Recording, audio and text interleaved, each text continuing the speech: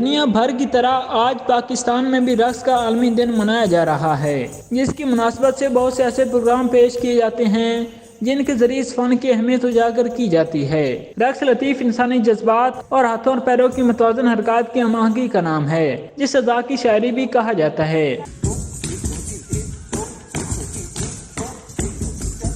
रक्स का आलमी दिन 29 अप्रैल 1982 को international dance committee of the international theatre institute की जानिब से पहली बार मनाया गया था। बाद में यूनेस्को ने इसकी तायद कर दी। अब यह दुनिया भर में मनाया जाता है। इस दिन को मनाने का मकसद मुख्तलिफ कौमों के इलाकाई सकाफती सरमाए यानी रक्स को महफूज करना है, क्योंकि हर मुल्क में रक्स के तरीके अलग हैं। रक्स पाकिस्तान की सकाफत में नुमाया हैसियत रखता है।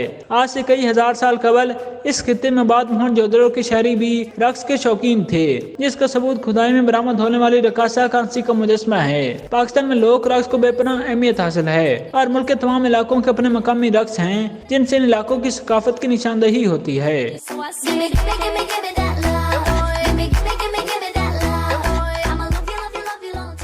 पाकिस्तान में हर सूबे में कई इकसाम के लोक रक्स मकबूल हैं और वो भी एक दूसरे से बिल्कुल मुख्तलिफ हैं। हमारी फिल्मों खासकर पाक और भारत की फिल्मों में रक्स को एक खास मकाम हासिल है। दीगर मुल्कों में डांस या गाने के बगैर फिल्म बन सकती है, यहाँ कामयाब होना मुश्किल है, बल्कि मौसीकी रक्स फिल्मों की कामयाबी का ज़ामिन समझा जाता है। लेकिन अब जो पाकिस्तानी फिल्मों में रक्स हो रहा है वो हमारी तहजीब और सकाफत से मेल नहीं खाता, बल्कि इसे रक्स कहना ही नहीं चाहिए। यह कोई बेहुगम सी चीज़ है जिसे कोई नाम नहीं दिया जा सकता, सिर्फ बेहयाई का फरोग है। पाकिस्तानी माशरे में अगरचे रक्स को इतनी पजीराई नहीं मिल सकी, रक्स को पाकिस्तान में मकबूलियत न मिलने के असबाब में शायद सबसे बड़ा सबब बेरोजगारी और महंगाई के हाथों जलील होती अवाम दफ्तरों, सड़कों, पेट्रोल पंपों पर हालत रक्स में ही है। रहनुमा बदल बदल कर अवाम जलसे जुलूस में कभी इनकलाब, कभी जमहूरियत, कभी आमरीत, कभी खुशहाल और कभी नया पाकिस्तान बनाने के लिए महवे रक्स हैं। कब याद आए माजी में लाहौर का बाजार हुसन वहाँ होने वाली रक्स और सुरूर की महफिलों की वजह से भी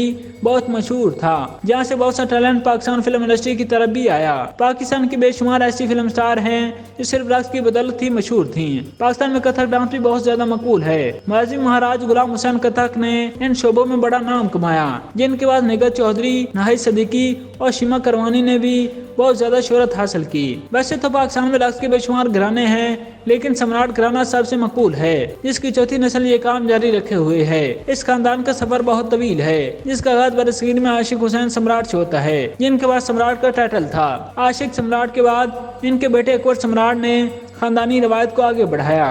अकबर सम्राट के दो बेटों खानो सम्राट और पप्पू सम्राट ने फिल्म इंडस्ट्री में बहुत नाम कमाया।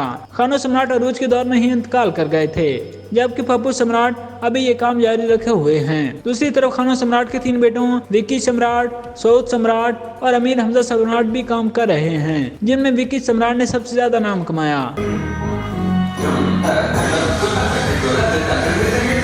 मौजूदा दौर में निगाह हुसैन के शुमार भी मकबूल डांसर्स में होता है, जो पाकिस्तान की तमाम मकबूल अदाकाराओं के साथ काम कर चुके हैं। इनके अलावा वहाब शाह भी इस शोबे में बेहतरीन खिदमात अंजाम दे रहे हैं, जिनकी कंपनी दुनिया भर में मशहूर है। वहाब शाह ने रक्स के आलमी दिन की मुनासबत से खास वीडियो कथक यूनियन बनाई है, जिसे रिलीज कर दिया गया है।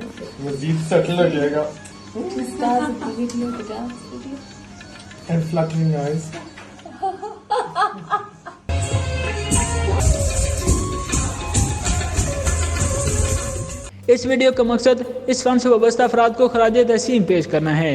इस बारे में वहाब शाह का कहना है कि पाकिस्तानी डांस दुनिया भर में पसंद किया जाता है, जिसकी मकबूलियत में कभी कमी नहीं आई।